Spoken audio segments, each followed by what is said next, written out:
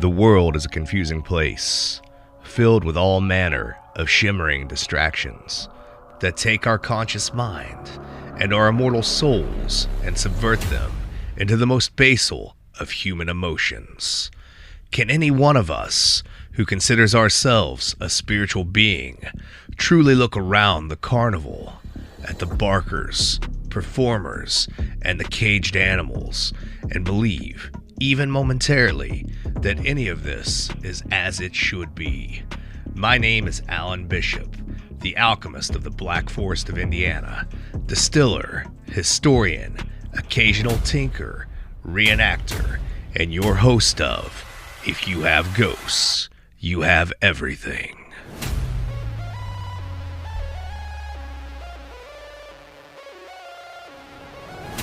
Have you ever noticed the world isn't quite what it presents itself to be? That something is just a little off kilter, just a little out of focus. Perhaps that movement you caught out of the corner of your eye was more than a shadow, that weight on your shoulder more than fatigue. I have lived my whole life like this, aware, awake, and waiting for the next experience, positive or negative. Always apprehensive, always analyzing. I believe that spiritual warfare is real. I believe from societal observation that others are becoming acutely aware. I believe that many are being influenced by forces unknown in a negative and spiritually deprived way. I see soft disclosure in every corner of pop culture. Join us as we pull back the curtain, as the veil thins, and reach with us into the ether to reclaim the truth on If You Have Ghosts, You Have Everything.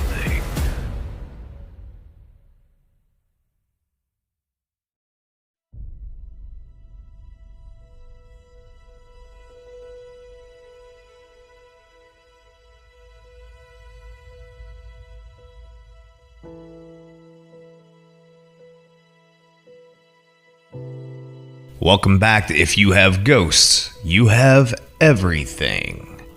So, I figure before I write the next chapter of my career professionally in the distilling industry and amongst my writing and amongst my podcasting, and before we go down the roads that I want to go down with this podcast, I should maybe inform you guys a little bit more about my own spirituality and my own thoughts.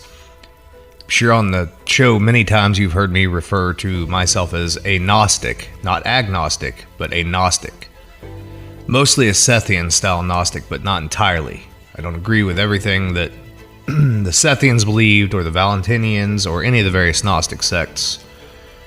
I have always taken the approach to my own spirituality to be one where I use what works for me and I apply it to an idea system, and then I test that idea system against the world that I know. In recent months, I've done a lot more of that. Some of you may or may not be aware that I just released a new book. It's actually a practical distiller's almanac. It's not so much a replacement for the old farmer's almanac or the farmer's almanac as much as an additional source that you could turn to alongside those documents. And because of that, and because of the way that I started writing that almanac based on astrology, astronomy, signs in the sky, etc., followed with folklore and various different magical beliefs or ideas, lower magic, very much inspired by some of the old grimoires, but more importantly the Bibliotheca Blue phenomenon. This was an early phenomenon of printing for the folk people. It really brought me back in tune and in touch with myself in a way that I hadn't been in a long time, and it's a super cool project for me because it's something I can do every year and update every year and add to every year. And the first one is sort of an introduction to some of those surface level ideas. By no means does it go into any great detail into my spirituality or anything like that. There's just little pieces scattered throughout. If you're interested in that, you can pick it up at thealchemistcabinet.com. Every bit of that money obviously goes back into funding whatever the next future project is that I'm going to sink what little bit extra money into that I have, because that's what I do, because I'm a creative person. But I thought this would be as good a place as any to introduce to you sort of the ideas I have, somewhat of a mix of Gnosticism, animism, Pythagorean beliefs, all of the above. And it might also explain to you why I still, even as a Gnostic, and Gnostics really not being ones to venerate the great unknowable God, why I still believe in earthly powers and principalities, the gods of old, and why I still have ceremony, still have belief in the various things out there that go bump in the night, especially those in lower dimensions or parallel to us. I wrote this down today, and I don't know how well it'll come across when I read it, but I thought it was worthwhile, especially because this show has maintained a core base of listeners. I knew that it would when I started it, just like everything else I do, whether it's distilling related or not. I'm not for everybody, and I get that. But the people that I am for, I'm also here for you, as much as you are for me. So I think you might appreciate it. Before, in the beginning, there was light, unknowable, unfathomable, non-material, the pleroma, the all. It had no mother, no father.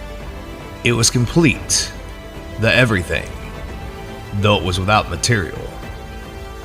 From zero comes all things, but no thing or sum of two things comes to zero. It is the concept of everything and nothing at once. Without zero, nothing else can exist, and everything that was, is, or ever was returns to this formless, although perfected state, each number moving away from zero, becoming less reflective of zero, lesser than the whole of all things, closer to the darkness. From this light came what Plato referred to as the realm of forms. In this instance, the non-physical, non-extended, eternal, perfect, and necessary ones. As the light sought to contemplate itself and created first thoughts, and to make itself into all things of the higher realms, it emanated various dualistic aeons, or concepts, also sometimes called syzygies, created mostly in pairs, balanced, masculine and feminine works of divine art, perfected in states, in need of no physical world of matter to manipulate, existing within the pleroma, thoughts, intent, silence, mind, wisdom, and others. These forms of the light requiring no sacrifice, no prayer, no veneration, only the knowledge of oneself to understand that the ultimate ascent back to the pleroma is to truly transcend death in all the forms it takes. From this state of perception, wisdom, or Sophia, wished to contemplate herself without her partner, the Christos. When she did, she turned away from the pleroma, such that the light couldn't see her actions. She emanated a being made from the dark matter of the world and fire of primeval creation. This being, the Craftsman, we'll call him, was not a being of pure light, nor pure darkness, but instead was born dim, like twilight, hiding her creation in a cloud or lower realm, and ashamed of giving birth to a being of lesser material, upon whom vice and degradation would assuredly have its effect. Her child, an imperfect and unharmonious being we shall call the architect, or craftsman, is born in ignorance, or lack of wisdom. He cannot fathom any above him, or the realm of the pleroma beyond him. He leaves the cloud, gathering together the dark matter and material of the universe before it was a universe. This he molds with his physical will into all that we know to exist in the third dimension. He then shapes various proud and sometimes heinous images and gives them life in the form of his archons, his angels, his work hands. These beings hold no divine spark, only material fire, feeding off the negative and vile of the material itself, not knowing that on accident he has modeled these archons on the higher aeons of the pleroma. They take on Plato's traits of the physical world, the extended, transient, mutable, imperfected, and contingent forms of lesser matter. He assigns to them positions and symbols, stars and elements, and places them in their stations, assigning material rules to his universe, ordering the various zodiac houses and the planets, the stars and all manner of things under his management, which must worship and venerate him. Then he declares to his archons that he is the only god, earning the name Yadabaoth, the Fool. At this, Wisdom herself shudders, reveals her mistake to the all, and aspires to fix this reprehensible abortion of great power. Sophia makes the Craftsman and the archons aware of her beautiful reflection, as above, so below, although inverted, and the Craftsman himself trembles. Being prideful, he sets to work creating an Adama from clay, a race of beings to worship him. This primitive shape of a physical man, stitched together by the very mud, rock, and water of creation by the archons, is by its nature truly imperfect. It writhes and wriggles before the Craftsman, a sad homunculus. It contains no life, no divine spark, only the fire of the material to bake the clay and animate it. It is in this moment that Sophia sees her opportunity to interject, to try to reclaim the sparks of divinity in the Creator. She says to the Craftsman to breathe life into the Adama. This he does, and as he does, a portion of the divine spark of the pleroma leaves him and inhabits the now animated and perfected figure of Adam. Material and light bonded together. The lower realms cannot create, they may only manipulate. To this Adama, the Craftsman promises a wife, made from material, from the prima facie material, but holding itself a divine spark, the mother, the chalice, and vessel by which the spark may be distributed to live life in this material realm, in a karmic circle, of course, working toward redemptive action in an attempt to ascend home. Realizing that his power is diminished, the Craftsman flies into a rage. His archons and all their vile animalistic rage are turned loose on Eve. Sophia removes from Eve her spark and soul, and hides it away in the world tree whose branches tips touch the spear between the lesser and the greater. The archons have their way with the husk of Eve, the writhing and wriggling physical imperfection, the shell and packaging alone. After the deed, the spirit and spark of the mother of all mankind is returned to her shell.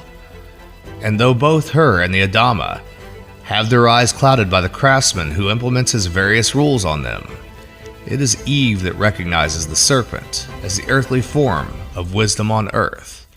Taking her cue from Sophia, Eve eats the world tree and shares her gift with Adama. From there, our mother and father were punished in all ways, eliminated from the garden, made to wander the earth and toil the material world, all while the Craftsman and his archons sowed chaos and confusion above and over the physical world, and created great spiritual and physical obstacles for the people, including confusing, confounding, and otherwise conflicting laws.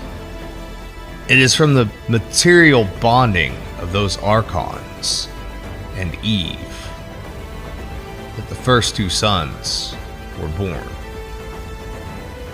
The first murderer and the first victim of murder. It is from the third son, Seth, that this wisdom tradition is passed.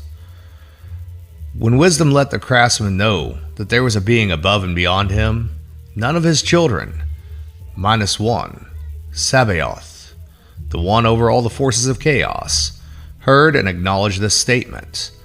Understanding his place, he disavowed his father, From this disavowal entered a type of quickening and envy by the Craftsman, which brought the curse of death and illusion of damnation on the souls trapped in this holographic reality, such that Yaldabaoth may quicker recover his sparks and put them into service in a new lifetime, one that allows less time for a soul to find the Christos inside them. Christians may know this Sabaoth in the form of the fallen. It is Sabaoth from which the form of Christos was allowed to be born into the flesh of man, and by which many other adepts were allowed to profess their truth. Hermes, who was thrice born, Dionysus, who conquered death, John the Baptist and Simon Magus, who brought the great announcements, and various others who passed on their mastery to their pupils.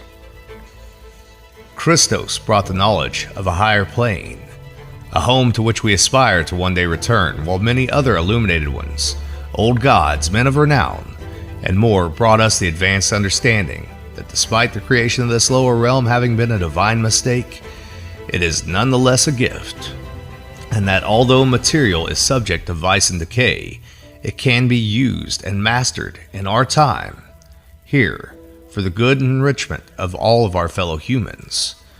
We were given dominion, after all, over the animals, minerals, plants, and seed. We were given free will. We were given the signs and the stars, and Enoch and others gave us the outlay of the workings of the Craftsman's design. We cannot be physically nor spiritually perfected in this state, but we can be made whole. Initially, we were told we were given the little things to exercise our gratitude and appreciation of a mundane existence, and truth that was the inheritance owed. Beings imbued with light to have these things over a world made of matter. And as all things descend from zero, our understanding of being a part of zero and creatures of low numbers allows us a degree of control within many philosophical and magical systems.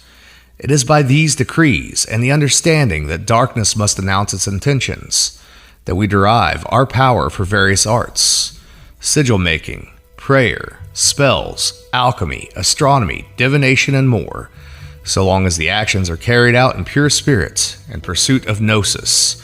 They shall not mark us as deviant.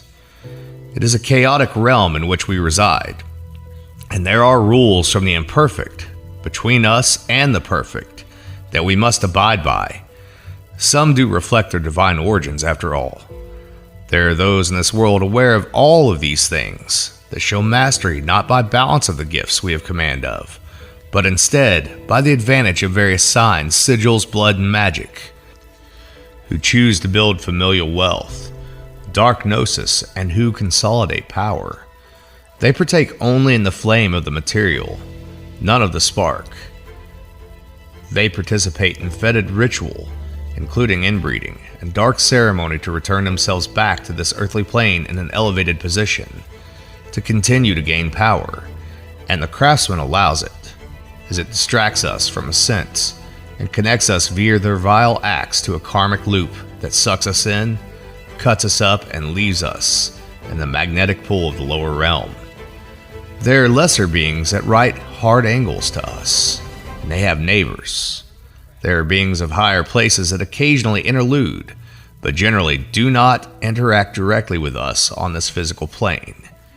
If the mind can comprehend it, even see it as something familiar in shape, it is unlikely to be of the pleroma. The quintessence of our soul and spirit is not our soul or spirit. It is an archetype, an imprint on the lesser physical world of who someone was and what they stood for. It stores information. It is a form. It can be a ghost, a muse, or inspiration. The world is like two mirrors facing one another, the above and the below. We live between them. The Craftsman created both good and evil archons, but both are a reflection of himself. One is not better than another, as one cannot exist without the other. The pleroma is the great area of light around the mirror, the force that allows the mirror to reflect lesser forces. Occasionally, we get a reflection from beyond the field of normal view, The Christos gave us this when he freed us from fear of death and damnation. The divine spark and the right way to use it is our ultimate gift, the return to the Pleroma, a world higher than this one.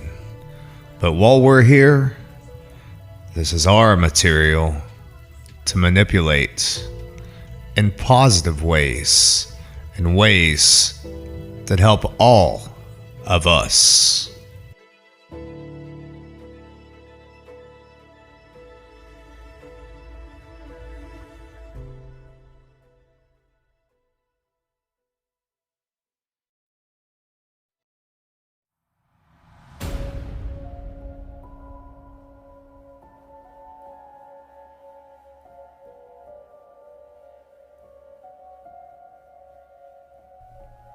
The world is a confusing place, filled with all manner of shimmering distractions that take our conscious mind and our immortal souls and subvert them into the most basal of human emotions.